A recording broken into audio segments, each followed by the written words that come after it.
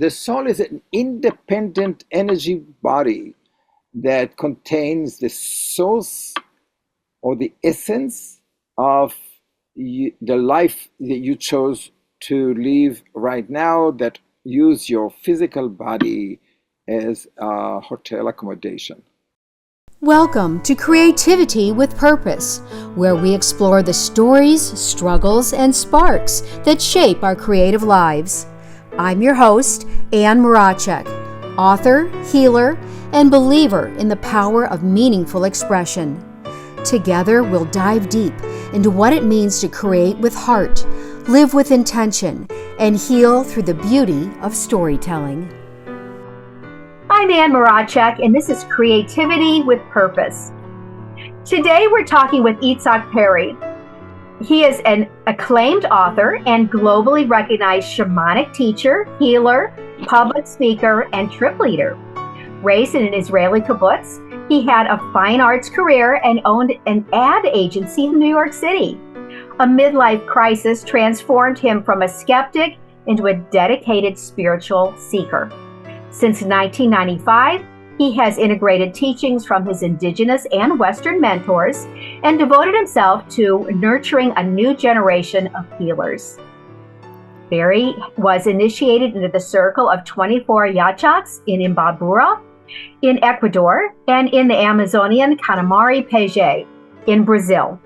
He founded the ShamanicPortal.org, the Andes Summit, and the SPQR magazine, and co-founded the New York Shamanic Circle and the Amaru Sanctuary in Ecuador. He received the Ambassador of Peace Award from the Universal Peace Federation and the UN. My goodness, you have been busy, my friend. Well, I've been walking on this land for a long time now. Wonderful. We're all very glad you're here. Wonderful. Tell me, how does one transition from running a New York ad agency to being a shamanic healer? What was that journey like for you? When I was younger, I had a Grr. lot more. I had a lot more ambitions. Okay. I wanted to be successful. I was married. I am married, and I have 3 kids and 8 grandchildren. But at that time, I really wanted to prove myself to do something big in the world. And so my field was graphic design, advertising, marketing. So I felt like I want to make a mark. And I did. By the age of 40 or so, I already had most of the advertising award, the creativity award. I had I had gallery shows for my fine art. I worked with big companies. I did small projects, but I worked for Revlon and Gucci and Ferragamo and Oh, um, Oscar de la Renta and all these things. And I really felt empty. I felt like there was there's nothing behind the big names, and or nothing satisfying for me. yeah. And every award that I got was not really making me happy. Mm-hmm. It made me happy for a moment, for the recognition, but I really didn't feel more fulfilled. Or Mm-hmm. and it's kind of like part of the midlife crisis, or the great assessment of your life. Yes. You start to feel like you are mortal, that you are Huh? not immortal. And I said, why I'm here? What is the purpose of all of it? What do I leave behind? What is my gifts that Yeah. and and it was a really long process. It wasn't like just one morning I woke up and a brick hit me. It was a really long process and very painful, because I realized that everything that I've done, and I've done a lot before, really didn't mean much. Mm-hmm. And I was looking for something bigger, better, more. legacy like, that I Mm. would feel satisfied. Yeah. And I didn't know what it was. I went into the dark night of the soul, what we call, Yeah. searching, or letting it happen, and it did happen. A friend of mine invited me to Hawaii to like a men's week over there in the Big Island at Kalani, and on the way back, I just ran into the bookstore and just pulled one book from the shelf. It's a new book that just arrived, and it was 1995. It was a book by Hank Wasselman. It's called Spirit Walker, and I just grabbed it because it says Hawaii. I didn't, I didn't. It wasn't any meaning for that. It says Hawaiian Adventure, so that's exactly what I wanted. It's a long flight from New York to the big Sure. to Honolulu. Yeah. So, Yes. It's like, and in that, he was writing about many of the questions that I was asking myself. And he mentioned a workshop with Michael Harner, who started to do the renaissance of the new shamanism. So when I went back to New York, I enrolled to Michael, who came to do a workshop here. And then after that, I did a couple of more workshops. And I really felt like there's a door open, a way to see the world in a different way. And I found myself, um, my visions became more clear, but it also that it was helpful for the people that I do the visioning for. It really changed or helped change their life. So I wanted more. So I went to Ecuador with John Perkins, and I met a shaman there, uh, who I had. He did something with my third eye, and I started to see, and I started to see, and I came a year and a half later, and there was another explosion of spiritual initiation, and I became his apprentice. So I became apprentice, working with him for 6 months every year, wow, doing a lot. many different, mostly in New York City because he used to come to visit here. And so I was assisting him for maybe hundreds of ceremonies. And that's how I study. And I mean, of course, I went to Brazil. I worked with the shamans in Brazil and many other shamans from different places of the world. Uh, I brought them to New York to teach. And um, I think I mean, the search for meaning, which is Yes. so important for us, um, as we arriving the tender age of 40. It is There's no longer a question that we are alive. That we already done what we came here to do, which is procreate. And what next? Right. Right. So you were finding that the societal definition of success was not satisfying to your soul's definition of success.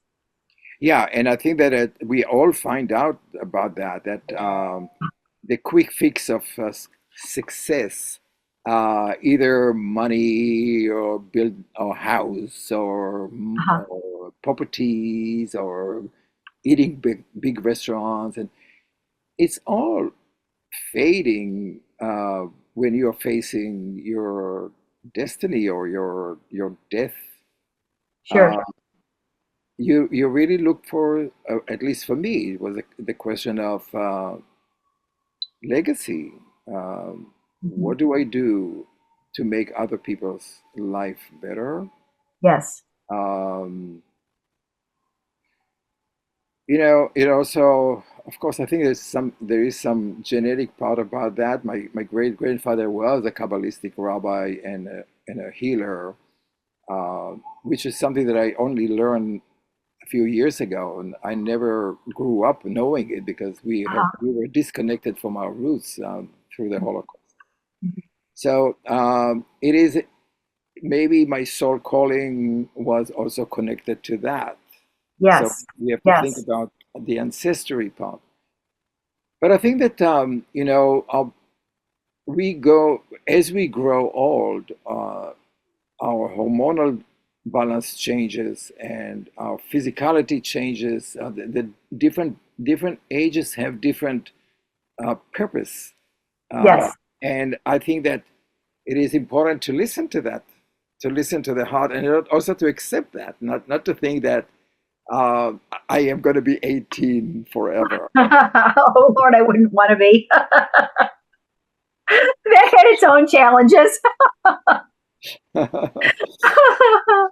I mean, I want to have the body of 18, but as of the mind of an elder, you know. Right, exactly. All of that energy wasted on that dumb youth brain. But you know, it's also necessary. Sure, of Um, course. so the definition of success, you know, I do palm reading, which is the subject of this new book that I'm working on. That was my next question. Yes. That shows that some people, and I'm sure you're quite sure that you have that without even looking.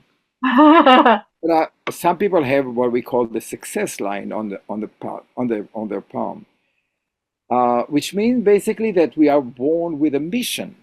Yeah. That we are from very early age. We are not satisfied with where we are because we know that we can do more or better, Mhm. influence more, to change the world. Some people have that, and some people don't. And so I look at it more as like chronic disease because it's not something you can heal. It's almost like chasing the rainbow. It is. It truly is. Yeah. So it is this the success is by following your heart to see how big of an impact you have in this world. But that doesn't mean that you're ever going to achieve that. It means that you will your life is about that direction, Yes. to achieve more, to do more, to discover more, to be the seeker. But that also shows that you might feel very sometimes disappointed because your expectations are so high. You think you're a fraud, and so those are the two sides of being success. Yes. You know, for me, when I realized that when I was doing advertising, you know, did a lot of presentation for big corporations Uh-huh. to get their jobs, and even if I got the account, there was always like a place for me. Says, "Oh, I did something wrong. I didn't say the right words." Mm. So, so I used to hate it in myself. But on the other hand, I think that this is the motivating force that pushed me to do more, to discover more, to e- expose more, the more, like you were talking about before, like your travel is about experiencing more. It's not Yes. about experiencing less. Right. Exactly. My husband and I are avid travelers. We are gone probably half the year. And it's not because we don't love being home. We do. We truly do. And I'm always very grateful and thankful to come home. And my garden has always scolds me when I get home. Where have you been? And my birds, and they're like, you're supposed to be here.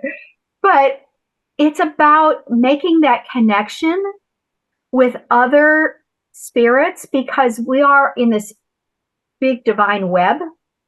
And I think the more we connect with people of diverse ideas and cultures and experiences, the more we begin to realize we're the same. Absolutely, and I think Yeah. that from my point of view, that you don't have a choice. Yeah. There is a spirit or soul part of you that calls you to explore. Yes, there is. Um, I can't not go. Yeah. I I even dream about the next place I want to go. call out to me. It's like, oh, you haven't seen Ireland yet, Anne. What's the matter with you? The leprechauns are there. The fairies are there. You need to go. But you see, uh, not every person is born like that. Hmm. Every person have a different gifts or different soul purpose. Sure. Sure. And for some people, it's about being in one place to be steady, follow, not look too much for the outside. It's okay. That's their mission in life. For I just, you I and need a me, bigger box. well, exactly. Yeah. So, but even that is not enough. No, it's not. See, that's the thing. It's Right, so right, beautiful.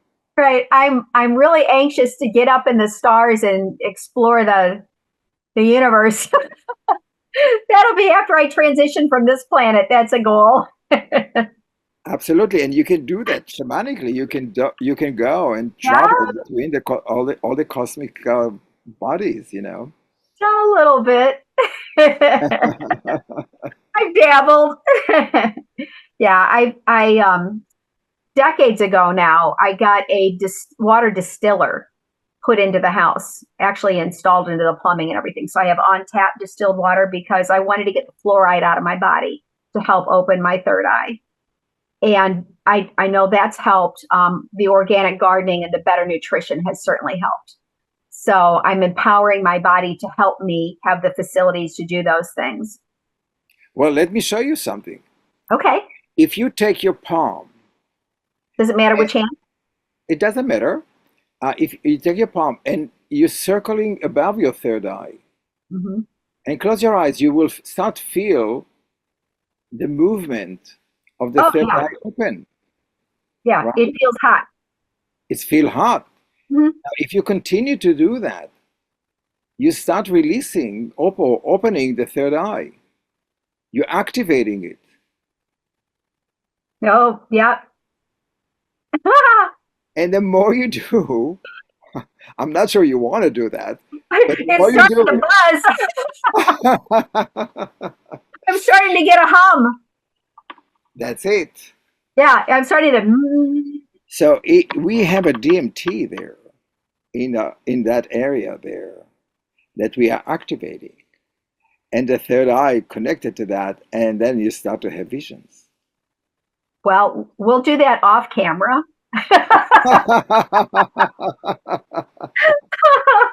But I'm with you. I am right there.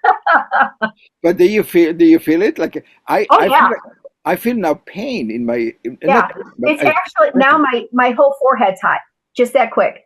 Yeah, I was feeling a heat move back and forth between my forehead and my hand, and definitely can feel the movement. That's instantly I can feel that. Yeah, but now inside my head, I've got a little bit of it's I a bit wouldn't buzz. call it a headache. It's not a pain, but it's an awareness. Well, if you do that, then you'll start to fly. Ooh, we'll do that next hour. But so you can do that also with your palm, which is like basically the same tool. Or you can take sage, and you have sage, right? Oh yeah, I've got it growing all over my yard. And you do that also like 9 times clockwise, like sun direction. Yes. Uh, Okay. it activates in the same way, but also Oh, purified. better to have fresh from the garden or dried on the sage, or does it Dry. dried? Okay. I thought I should ask that. Yeah. I Okay. mean, it depends on how much you want to travel. Hmm. No, Is there a limit? no. I mean, it depends. You know, it's so important to keep the feet on the ground Yeah, I and have trouble with that. to be grounded Yeah, because you could be traveling to all these worlds and forget to come back. this is true too. Yeah, yeah. Best to do it maybe barefoot in the garden.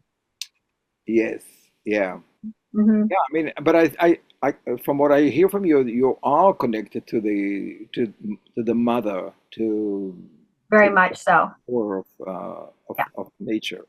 So it's amazingly important. Yeah, But I really don't have any fear of the travel because I really feel like Gaia is just going to bring me right back when it's time. I mean, I oh, trust her completely. So yeah, that's, yeah. Yeah. I've established that I call it earth bathing connection, where I can go out in nature and I can sit with my plants and I can sit with my trees and my birds come around and sit with me. And I remember a few years ago we had a tornado, we had one last night actually in St. Louis come through, and it's not unusual here. And it the one tornado came down in my backyard, and we have property, and our largest tree came down in our backyard, and it was my favorite tree. It was a friend, and I went out there and just wept, and I held her and I just cried, and I had several of my little birds come and sit on the branch there with me and cry with me because all of us just and we she took a while to die, and I just held her while she died. It was very traumatic. So I'm a person that is very aware that everything has an aura and a spirit and a life force, and I feel that very deeply. So that was I was glad I could be there to help her transition and know that she was going to be missed and that she was loved.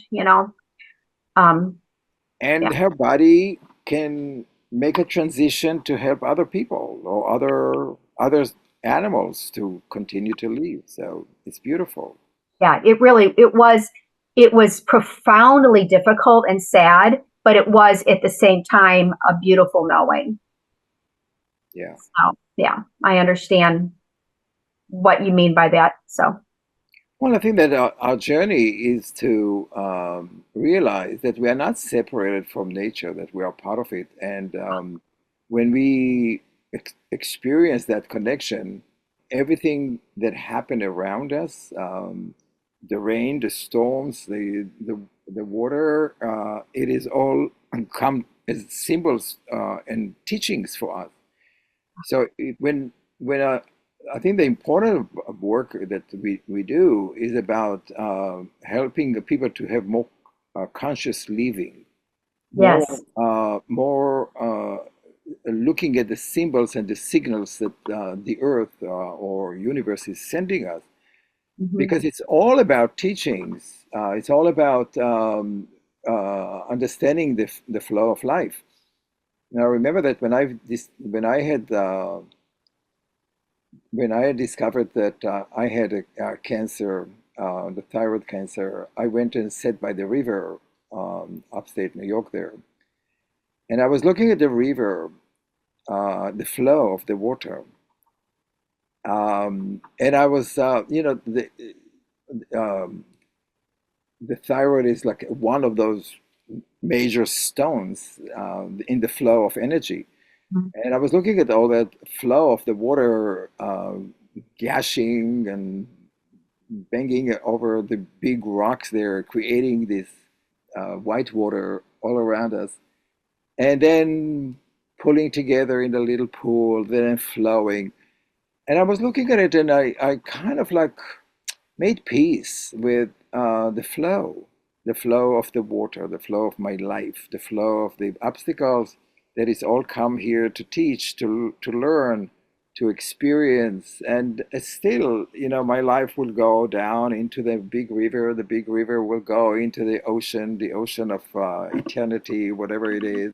Hmm. So you take it from the place of it happened to me to a more universal message, to a Hmm. more of a philosophical message, and you are able to hold that sickness that you have or obstacles that you have in a bigger context that and doing that enable you to heal faster Yes. because Yes. you're not your body is more accepting. It's you have a more of a what we call the river of light, the rio de luz that flow through your body. And with that, the flow of energy, the flow of health, the flow of life coming. So I think that it's really important for us to look at all the messages that we're receiving from nature, from life all around us, and make it make it meaningful. Yeah. Yeah. Oh, I love it. um, where did you get your training and your initiations? You said you traveled to Ecuador. Is there? So, um, just to say, I had many teachers. Okay. Many of them are people from the United States or Europe. Uh, Oh, uh, we call Northern people, okay. Native American people. I had my friend Ananangak, who is from Greenland, Eskimo, Inuit. But most of my teaching came from Jose Joaquin Pineda, who is a shaman from Iluman in Ecuador, on the high Andes of Ecuador, Oh and, my goodness. and his family. But I know many of those shamans there, but he is like the major Uh-huh. teacher. And Um, you actively sought him out? Is that how that? well, Tra- not really. The first time I met him was actually a coincidence. Like everything that happened, it's I was really. going to say, does that exist? Yeah. The universe saying, "Here, you meet him." Well, we were not supposed to work with him. We were supposed to be working with other people, but uh, somehow, somewhere, somebody was not home, and somebody sent me to him, and then it all happened. Um, so, so he didn't have sons, so I became his the son that he didn't have, so he can pass it on to me, and which is beautiful. And then I also work with Ipupiara, and Ipupiara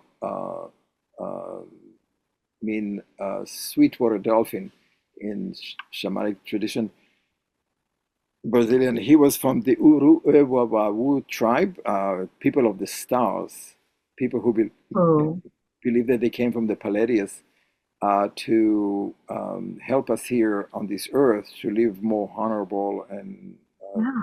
sustainable life. And so I study. I He was not really my official because I already had one, and there was no. Um, Although they liked each other, but there was just you know I belonged to that tribe. I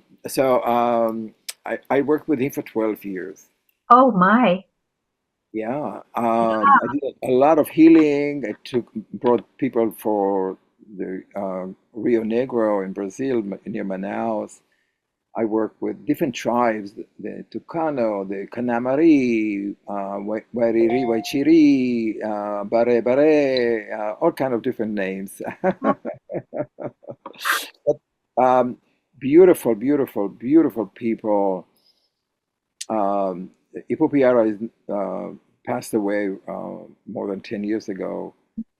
But Jose Joaquin is still there with us, and so a lot of the teaching I received from those people, but I also work with, like I said, with Mongolians and Greenland and This is Native fascinating. Americans. It's just amazing. It is amazing, isn't it? Yeah, it is amazing. You think about when you start opening yourself and that flower opens and you say yes to the universe, where it will lead you. Here you were in an ad agency in New York, and now you're telling me you were healing people in Greenland with the shaman. It's just Greenland? Wow. It's someplace I need to add to my list. Oh yes, absolutely.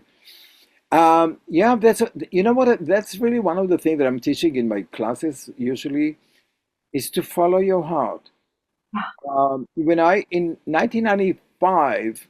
when that happened, in '96 actually is when I met John Perkins. He was saying that he was going to go on a trip to Ecuador, Okay. and at the moment he said that, my heart knew that I have to go there. I have to do it. Now, in my dreams, I never thought I'm going to go to South America. I Right. had no idea where Ecuador was. I had to go and find it on the map. You know, Google, Yes. not Google, because there was no Google at that Right. time. Right.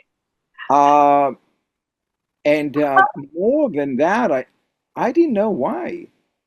I thought I'm going crazy. And so when I came home and I told my wife I'm going to Ecuador, she was like, it's not going to happen. And I said, no, I really feel, I have no idea why, but I know that I have to do it.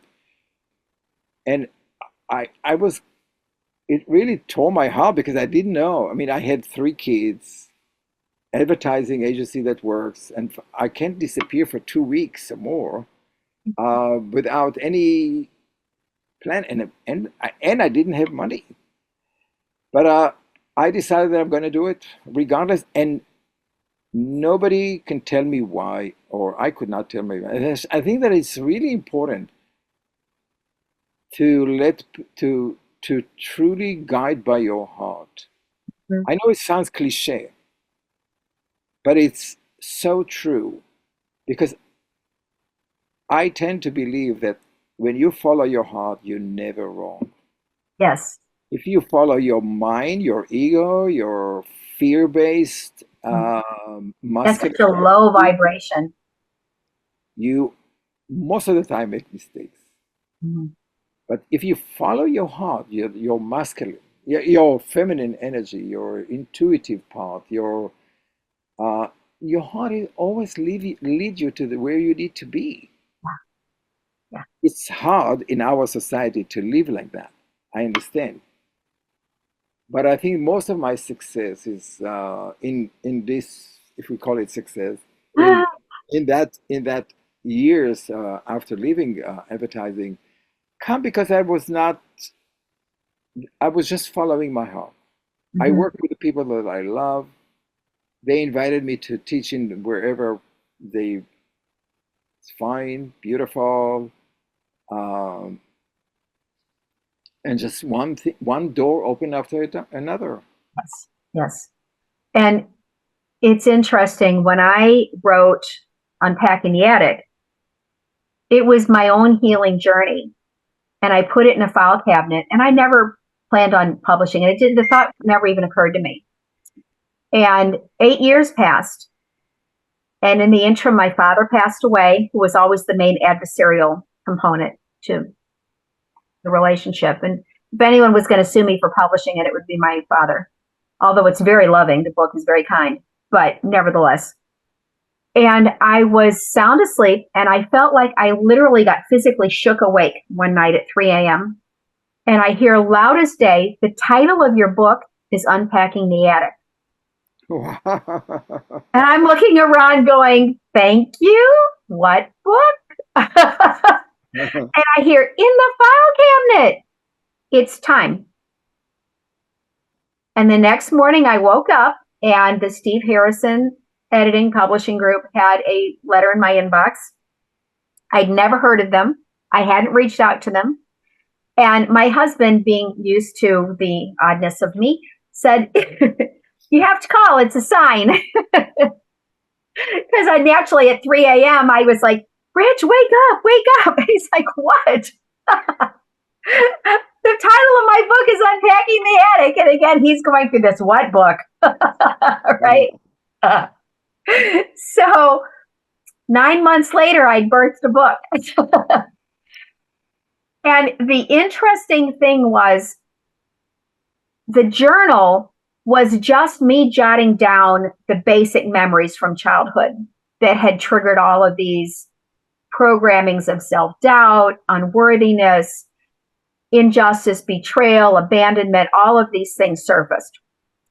And turning it into a book, I had to shift the focus from me to giving, to what do I have here that is a teaching and a giving that I can guide someone else through this healing journey and this process? And how do I teach someone else to go through the transformative freedom and liberation? And how do I teach someone else to forgive and let go of these old resentments and anger, right? So it was the healing journey with the focus toward giving that transformed it from angry memories of childhood and hurt to now a 13 award winning book that I think is, you were talking about legacy. For me, it is part of that for my soul. It's a way that I can give and guide, right? Beautiful. Yeah. Beautiful. Beautiful. So I'm very anxious to read your book because I'm sure that having spent just this little bit of time with you, we feel like we have a lot of soul alignment. And I'm sure that your focus is as well that gifting. Well, I think that we also, like you were talking about the age that we are in. Yes. Yes. We really no longer really need to prove Right. to seek love or being afraid. We are there. We see the edge, so we see the ocean, Right. We do. and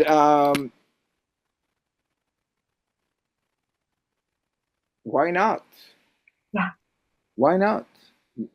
Give it away.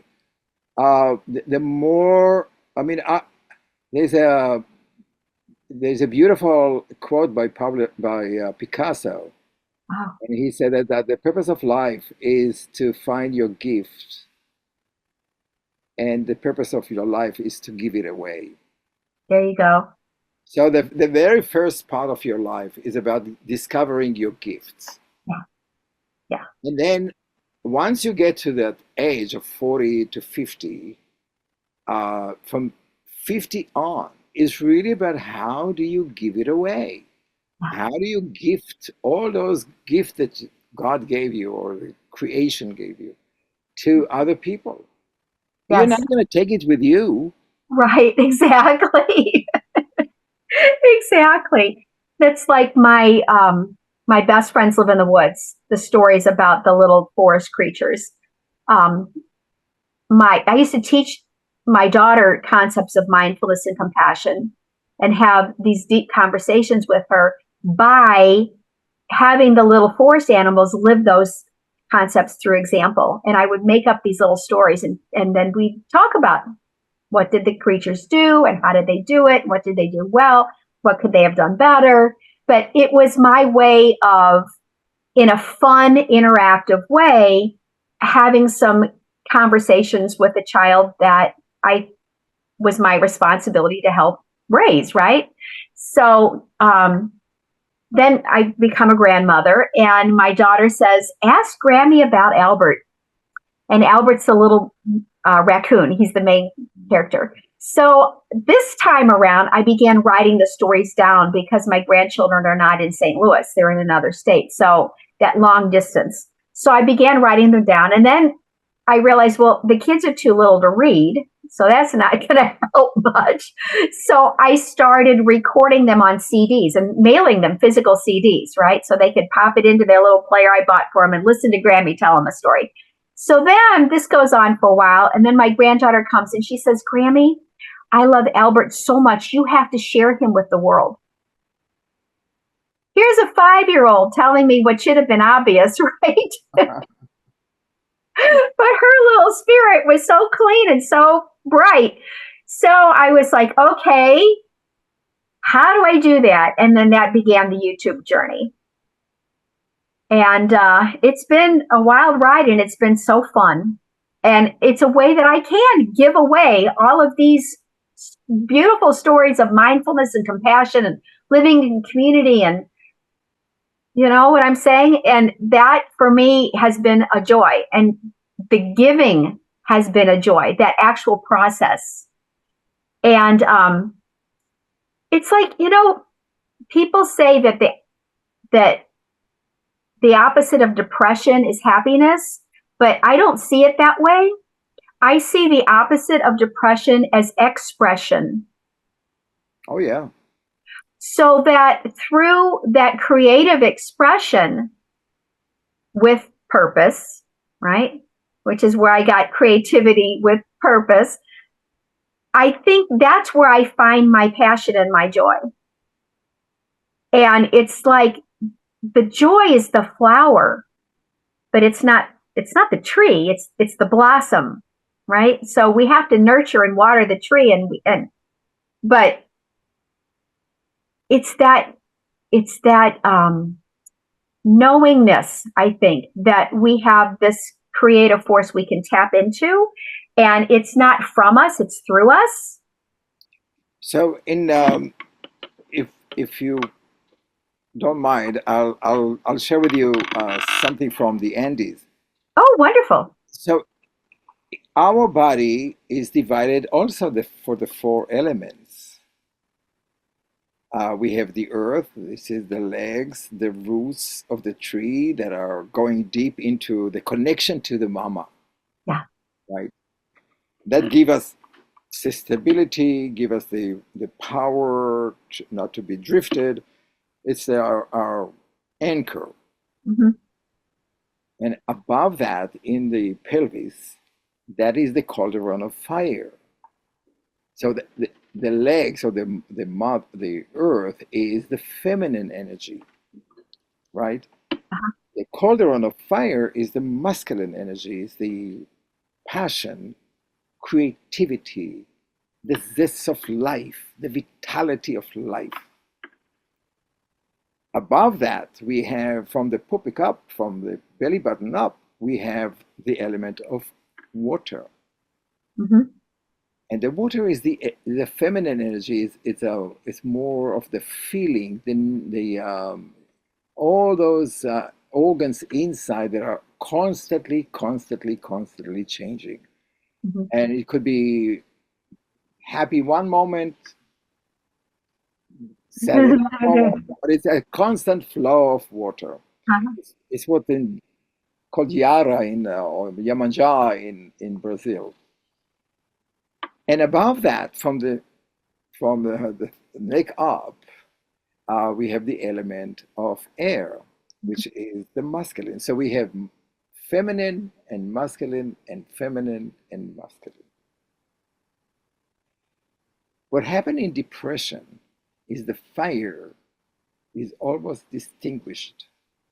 The water goes down, the depth of feeling, an enormous weight of the feeling push the fire down, and that's where you get depressed, feeling like you can't connect with your fire with your.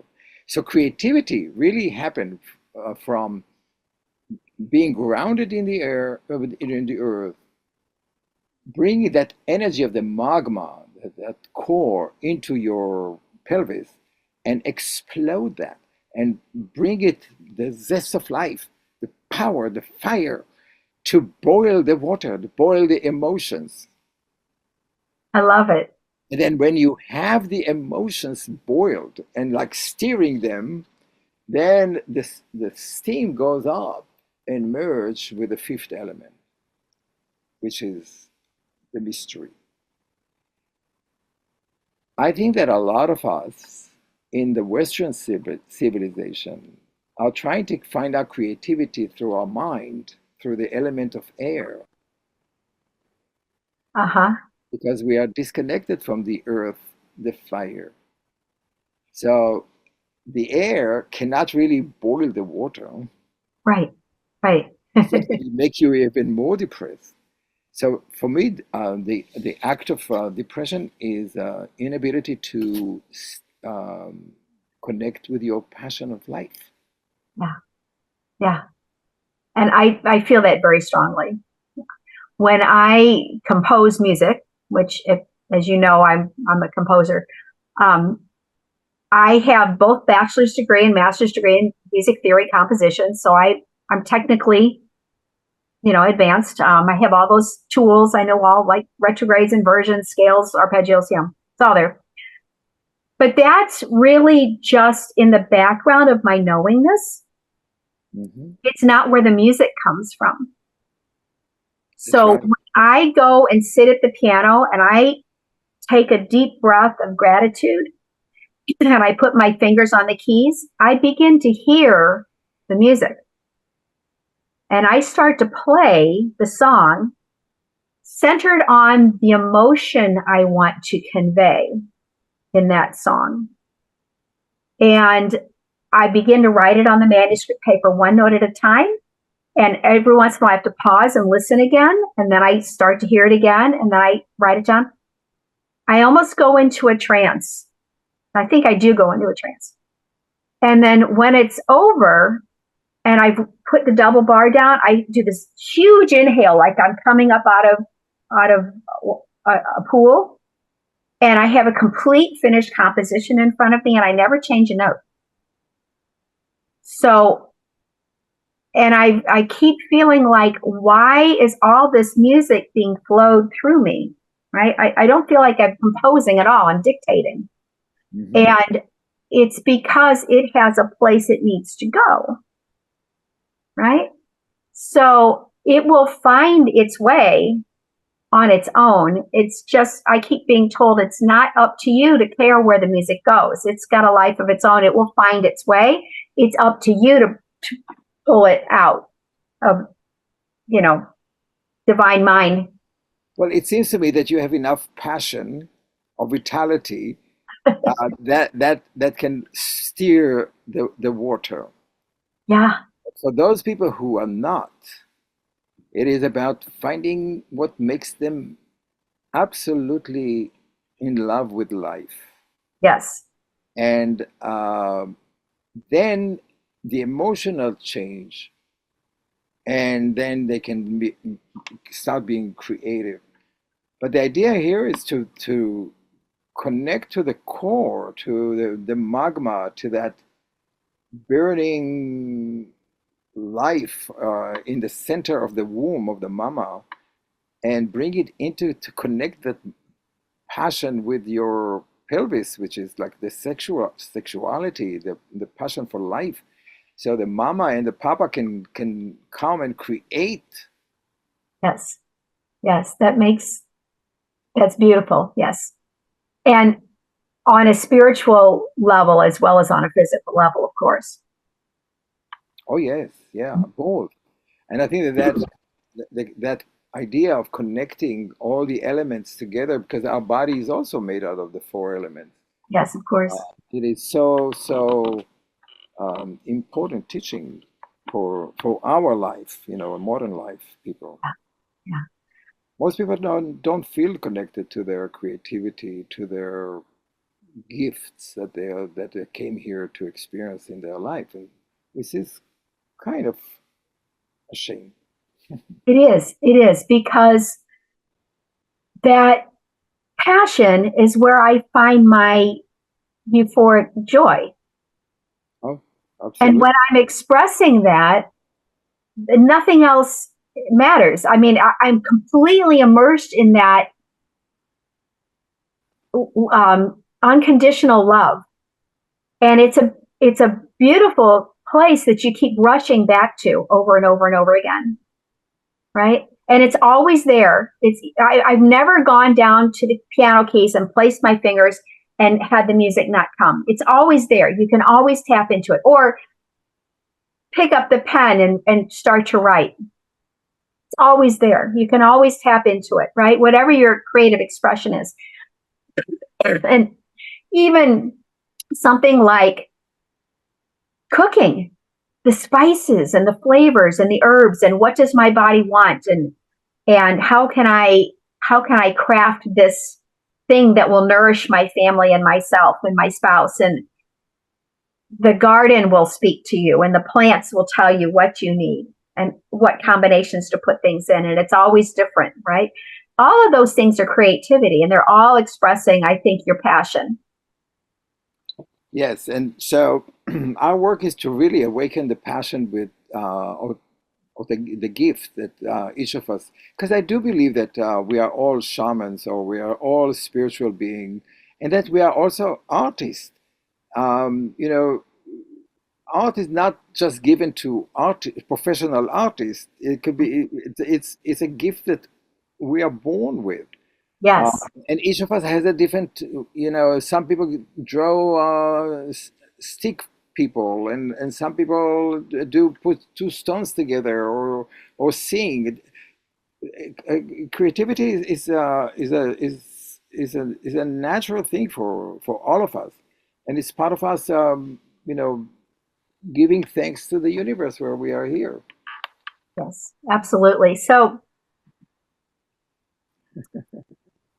one of the questions that I really want to ask is what is soul and what is soul retrieval or mending?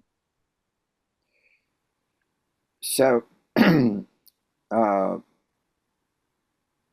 nobody know what a soul is. Let me start with that, but I'll try to answer that in a different way, maybe. Okay. So a soul is this energy that it is not part of your physical body. It's come and goes, and it is actually contain the operating system for each of us for the reason why he came here to be or to experience. So the soul come and go. I mean, we have that experiences in dreams, right? And Yes. that we start to fly and we go places and we hear people, other souls coming and visiting us, like in your case, or in my cases too. So the soul is an independent energy body that contains the source or the essence of the life that you chose to live right now, that use your physical body as a hotel accommodation. Yes. Yes. So that's the sound. Uh, from my experience, and I'm not reading books about that. I'm telling you what my experience was. Is that we come from a group of souls that we, from time to time, we decided to come back and manifest in somebody's body to learn a lesson. So we are always going home in many ways. And in that home, that place of the traveling souls or family group is the most amazing, beautiful thing that ever happened for me. That's just my experience. So let's say that we are entering into the embryo's body. Usually it happens between the 4th or 5th month of pregnancy. We have some difficulties or we have a trauma, and that part of the trauma is what the mechanism is to diffuse the pain that associated with the trauma, is to take that some parts of your soul and send it away or hide it, most likely, so you would not feel the pain. Uh-huh. And so we grow up, and there is no, I believe that there is no person on this earth who don't have trauma.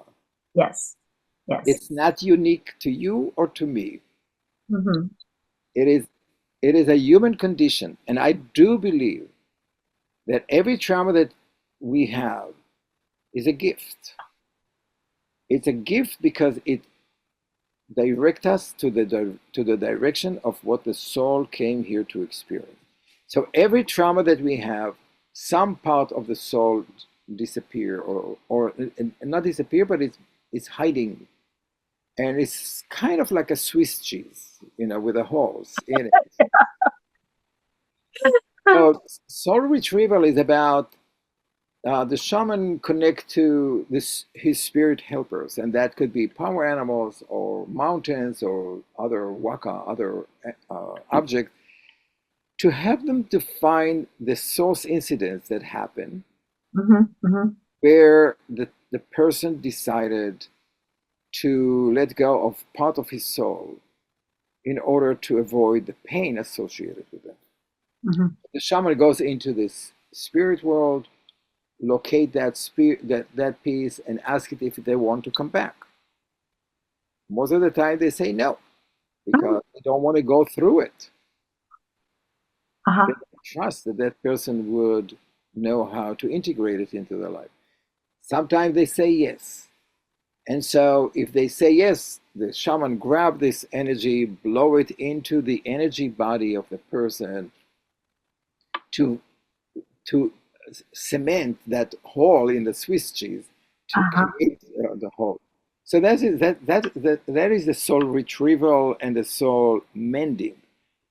So the more you are connecting with the pieces of your soul that you let go of, Yes. and you bring it back, the more whole and complete or healed you are. Mm-hmm. Mm-hmm.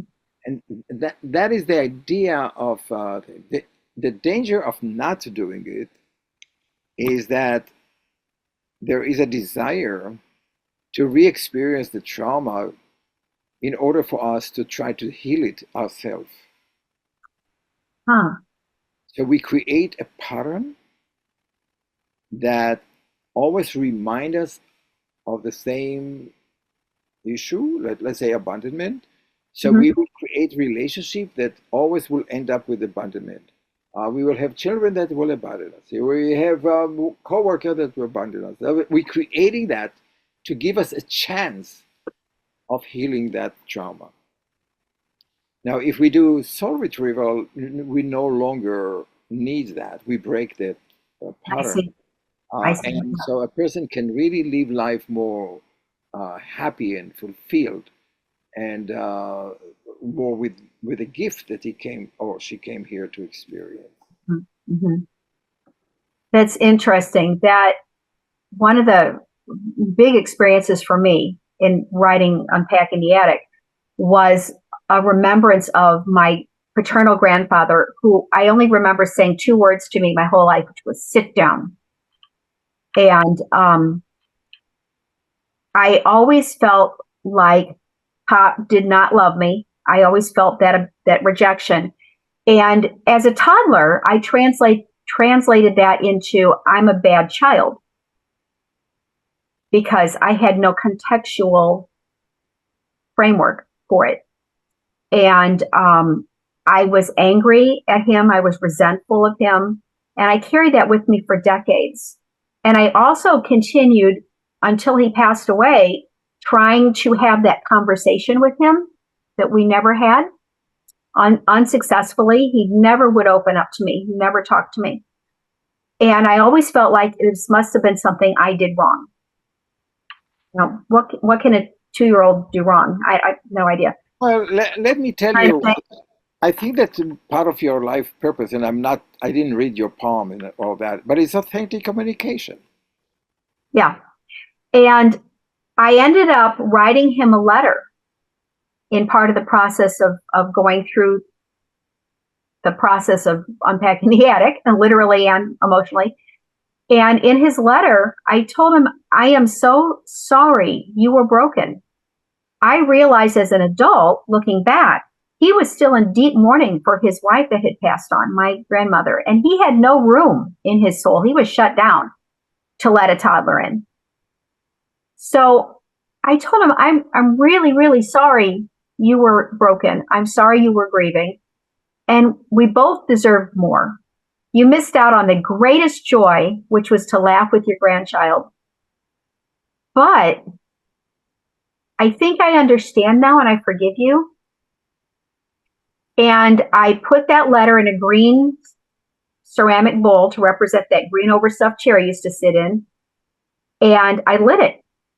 And as that smoke rose, I don't know if he read that letter in the spirit world, but I got this download of, I'm getting goosebumps now, washed over with goosebumps, just this energy that flowed in. And I felt this compassion and this unconditional love for him, and dare I say from him, that I'd never experienced as a child or even as an adult later in life.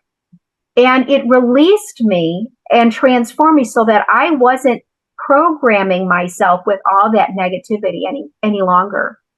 And I think there's something so magical about that forgiveness. Absolutely, and I think that you might want to also think about it that the souls never die. So the souls are always hovering around us if they need to, or if you need to, and it's our job really to talk to them, to ask them what they need, and also to offer them solace when they need it. We need to. They can't really fulfill. They are in the spirit world. They are energy, Yeah, but you can do a ceremony like that where they've been recognized, yeah, yeah. they've been noticed, Uh-huh. they have a conclusion, they have a ending game for that misstep that he have taken, or the guilt feeling that he felt. So it's really important. We call it psychopomp, but the idea of helping the spirit to travel back to their family group, to release them from unfinished business that they have on this earth, and Uh-huh. it releases us too. It frees us and it frees them.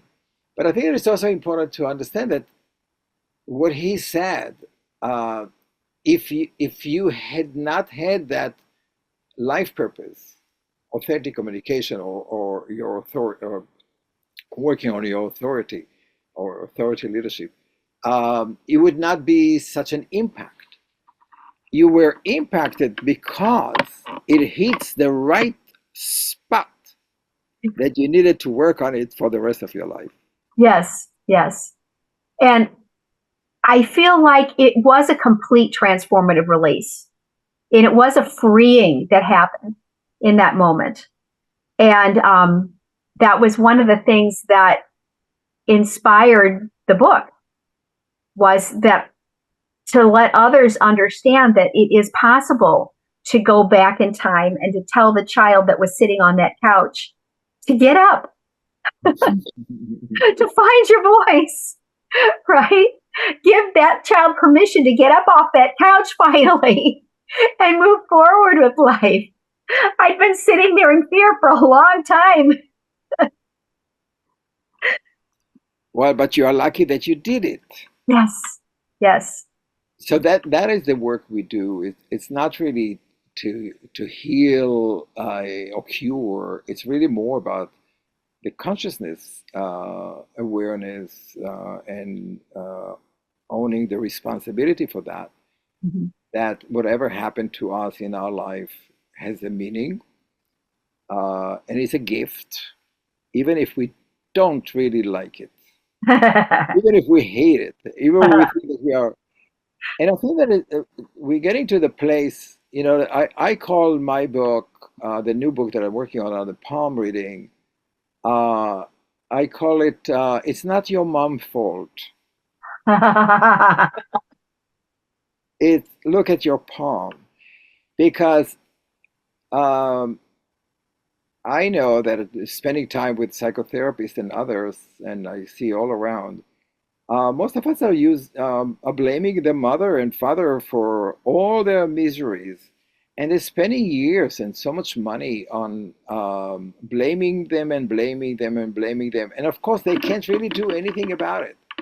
They're Right. already done, gone. But what we can do is just accept that it is our responsibility. They did whatever they could at that particular time, and we have to own it, to own the traumas, to own as a way for us to grow, to complete, and give the gift away to other people. Beautiful. Beautiful. And is there a way that people can contact you? How can people reach out? So I have a website, and it's my name, itzhakbeery.com, ITZHAKBEERY.com. They can And I also on Facebook and Instagram, of course, and they can email me and let me know. I mean, I teach everywhere around the world, so you can definitely join my teachings. Take one or two and see if you like it, because if each teacher is different, speaks differently to people. Yeah, and you can email me. I'll try to answer you. Maybe not the next moment, but it would take me a day or two. But I'll try to. I usually try to answer people when I'm able to. Wonderful. Well, thank you so much. This has been an absolute delight, and you'll be reading my email soon. I'll answer it. There you go. Well, thank you It's so much. it's a pleasure, and it, you are a sister, you know. Like, it's Yeah, really beautiful to have this kind of a dialogue.